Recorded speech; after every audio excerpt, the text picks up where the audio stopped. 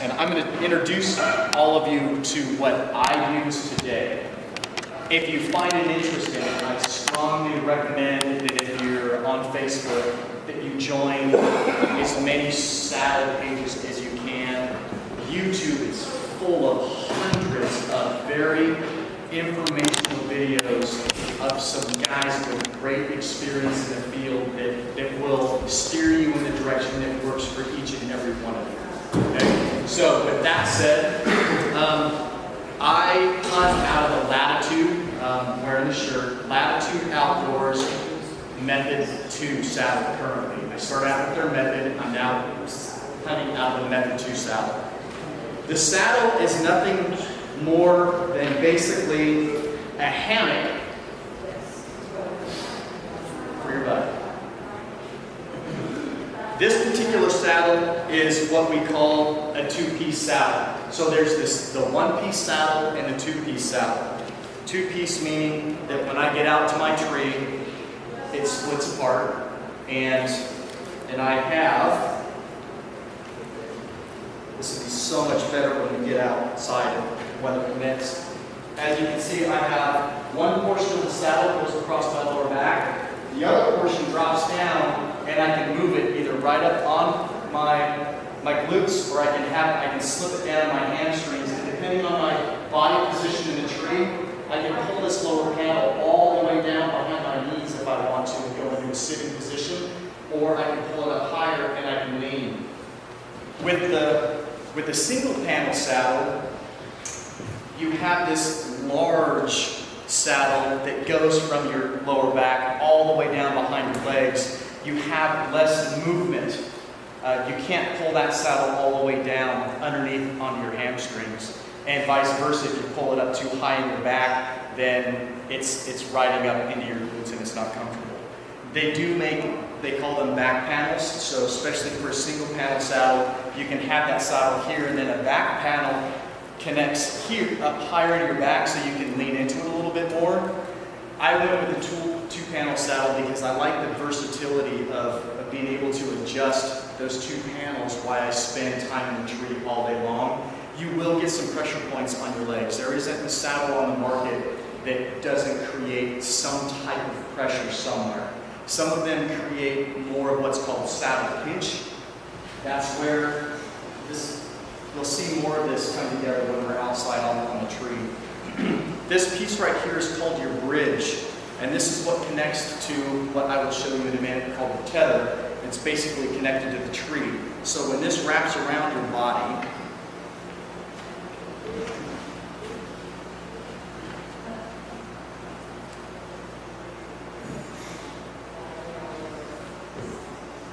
this is how you wear it. This is connected to your tether in the tree. People get what they call hip pinch right here. It's very, very common in a one-piece saddle, in that single panel. With a two-panel saddle, that hip pinch is reduced or non-existent. I don't receive any hip pinch when I'm at height in the tree. Like I said, it's almost like we're all veterans here, so when you wear a gun belt all day, you'll get pressure points from that gun belt, right? So it's no different than here. You'll get different pressure points.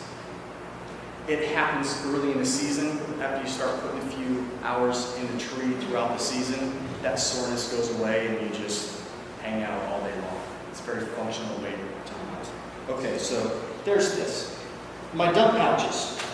So I carry 2 dump pouches. Some guys don't carry any. Some guys carry 1. Some people prefer what's called a roll pouch. So it's basically almost like a basic med pouch that rolls out, has all your gear in it, and then you can roll it back up. Some people like a roll pouch. I'm a dump pouch guy, and again, I carry 2. Why do I carry 2? This pouch right here carries my tether. Now, we'll talk about the tether in a minute. I use a single stick, which I'm going to show you in a minute. Some people carry multiple sticks. The stick is the means of how you move up and down the tree. So I choose to carry 1 stick into the hunt with me, and I use that 1 stick to leapfrog up the tree with that 1 stick. Then to come out of the tree, as long as it's a straight, or not even straight, but a limbless tree, then I have a pull line, I rappel out of the tree, and then I can pull my whole tether down out of the tree. And that's what this is. This is 40 feet of rappel rope that I keep in my pack, and I should have fixed this one last night. I just threw this together really quickly in my pack after the hunt last night, but it's basically, it's 40 feet of line. This is rappel grade rope. This portion wraps around the tree on this quick link.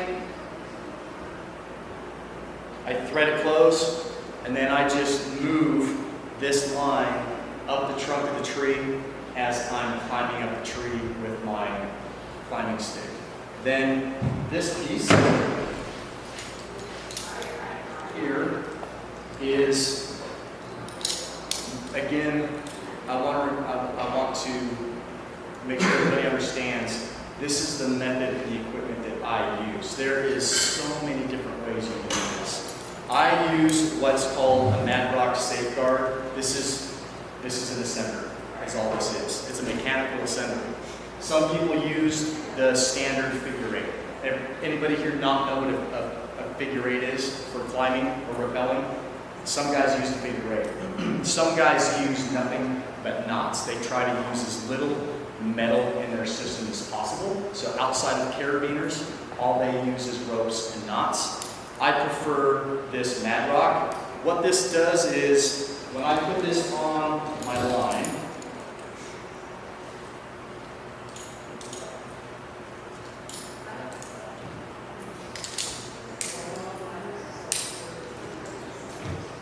so this goes around the tree. I have my ascender. Now I am locked into my tree. This is kind of difficult to do when I'm out in the tree. So now I'm locked into the tree. When I want to come out, as I'm climbing, I can pull slack as I'm climbing to keep tension. Basically, this is the type of harness. When I want to come out of the tree, I have my line management hand. I pull this lever. It allows me to descend out of the tree. I prefer this over a standard figure eight because I don't have to worry about locking off on the figure eight. It automatically does this for me. And go ahead. I have a quick question about that. So it's a Mad Rock? That's the brand. It's called Mad Rock Safeguard. And what's like, is there a generic version or is that proprietary to them? That's for this company. There's multiple different types of ascenders out there. Oh, and it's a center. Yep. A center? Yeah. So they work great. Again, there's the GG, there's the Mad Rock, But generally, figure it's eight. a D-center. You can find them on REI. A lot of the different saddle companies, they'll sell them. And again, you have to make sure you get the right equipment for the right rope. So there's different diameters of rappel line, right? So you have to make sure that if you already have your rappel line, you have to make sure that you buy the correct equipment for the line that you have, or you buy your equipment and then you match the rappel line or tether to the piece of equipment that you already purchased, okay? So there's that. Now once I have my rope on the tree, and once I clip in, I am always connected via this device unless this. And this is what makes saddle hunting such an effective tool when you're hunting from an elevated position. I also carry in my pouch what's called a lineman's belt. So this is nothing more than about 6 feet of rappel line with carabiners on both ends. So as I'm climbing my tree, let's back up. When you're using a hand climber, you have to hunt a tree that your cables or straps will fit around, and it either has to be, it can't be too small and it can't be too big. And it has to be straight up and down because you can't get a hand climber safely in an angled tree. And if there's any limbs, these have to be small enough for you to cut out of your way, or you're not going any higher, or if there's any bifurcations in the trunk itself, you're done. With this system, I have my tether or rappel line, and then I have a lineman's belt. So if I get up to a point of a large limb or bifurcation in the trunk, I stop. I pull out my lineman's belt, clip this in,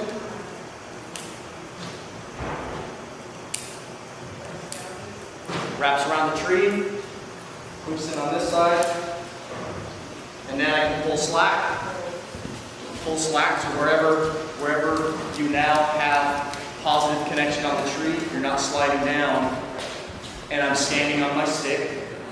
I can now unhook this tether. I can move the tether around the branch of the bifurcation in the tree trunk. I can reconnect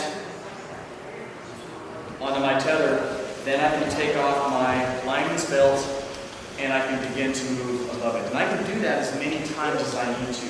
And then I can do the same thing on the way down. As I descend out of the tree, you just reverse your action when you're coming out of the tree. So what does this allow me to do? This allows me to move through the timber, find an area that I want to hunt, and then it's no longer looking for that straight, perfect, limbless trunk that I can climb to 20 feet, 30 feet, 40 feet, however high you like to elevate yourself when you hunt out of a stand. I just focus on, this is the area that I want to hunt. I can pick almost any tree around that area that I choose to hunt. One of the other benefits that I really, really like about saddle hunting is because it allows you to hunt basically any tree that you want. You can get yourself into cover. When you're using a tree stand, a ladder stand, or lock-ons, or a hand climber, you're in that straight tree and you up to where the limbs are at. You really can't get into cover in that traditional style of stand. With saddle hunting, I can get up into the limbs. So as long as I have my shooting lanes, I can have limbs around me. The other great thing about saddle hunting is I tend to put my platform and my stick, which I'm going to show you, I'm going to get to in a second, I put that on the back side of the trunk. So that if I'm looking out in the back, the kitchen is my hunting area, this would be my tree trunk. So I'm sitting in my saddle behind my tree trunk, and I believe the animals are coming, the patterns are coming from this direction. Now I have the cover of the tree trunk. And for some people that are used to normal stands, they're thinking, okay, well then how do you shoot? In the tree saddle, you can move 360 degrees around the tree and shoot 360 degrees around the tree, either looking forward or you can, if I'm facing my tree this way, I can adjust my tether and be on my platform, and I can work that line around me. And then I can again adjust the tension in that tether, and I can lean forward, so now I can have the tree to my back and I can shoot anywhere out in front of me as well. So it gives you incredible versatility when you're up in the tree and you're not stuck sitting in a metal seat with the trunk behind you. And a lot of times, I mean, has everybody here's hunted out of a ladder stand?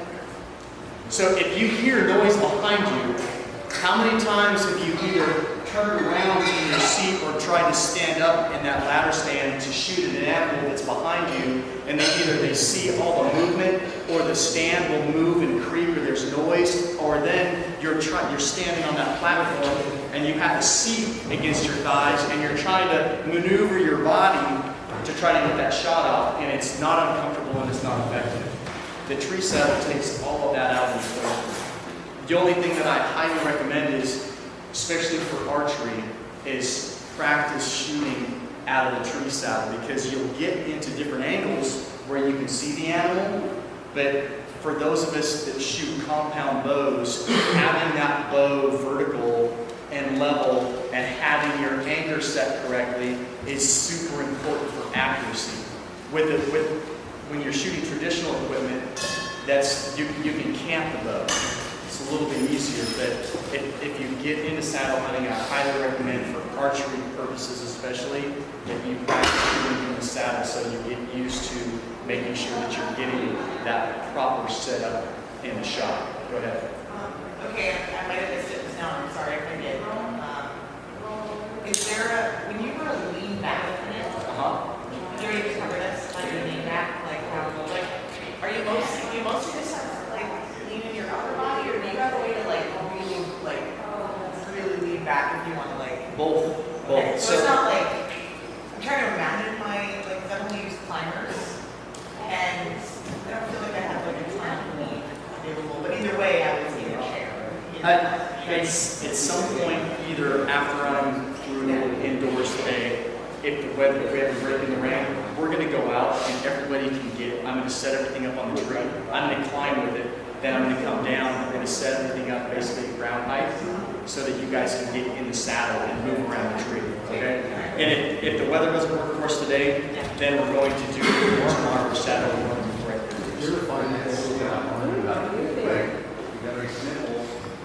This? No.